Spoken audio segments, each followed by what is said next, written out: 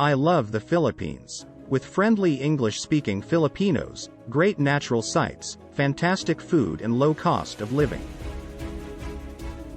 But I've always wondered why a small neighboring country, Singapore, could develop into a world-class economy quicker than the Philippines. Was it just luck, or was it a result of a well-thought-out master plan by the ruling government? Let's take a look at the annual percent GDP growth from 1961 to 2021. Except for one domestic event, and several subsequent geopolitical events that negatively impacted the growth, Singapore was growing at a level higher than the Philippines. If there was anything, the defining moment for Singapore to pivot to a direction that changed her future, it would have been her expulsion from Malaysia in 1965. Separation from Malaysia meant the loss of not just a common market but an alliance with a larger neighbor for security. In 1965, Singapore was just an island of 580 square kilometers. She had no natural resources, no significant space to build on, and no industry. It depended on the outside world not just for food and energy, but even water. Industrial strife was common. The Indonesia-Malaysia conflict cut off Singapore's southern front, further undermining the fledgling nation's traditional role as an entrepot trading post for the region.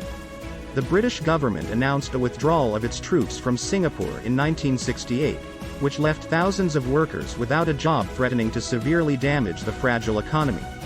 Singapore was in a very precarious position. What is she to do? The Philippines, on the other hand, is an archipelago comprising of 7,100 islands. With its extensive coastline, the country offers the best of island beaches, white sand, blue water teeming with marine life, corals and lush foliage. The Philippines is blessed with a moderate climate, making it an ideal sun holiday destination. She has a vast fertile wide plains suitable for farming. The country's 6 major crops are rice, corn, sugarcane, coconut, banana, and tobacco. She is the 5th most mineralized country in the world, with the 3rd largest deposits of gold, 4th for copper, 5th for nickel and 6th for chromite. The nation's mineral resource assets are valued at around $1 trillion, but those remain largely untapped.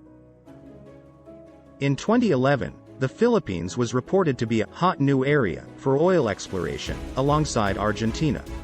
It identified 4 areas of interest in the Asian country: Spratly Islands, Sulu Sea, Celebes Sea and Philippine Sea. But these were underexplored, perhaps due to the highly contested water. Back to Singapore, cut off from the Federation of Malaysia, surviving as a nation and creating a better life for the people were the highest priorities. Economic growth was seen as the principal means to help achieve this. The Singapore government made 2 strategic decisions which are sharply at odds with the conventional economic wisdom of the time. The first was to embark on an export-led industrialization, reducing its heavy dependence on import.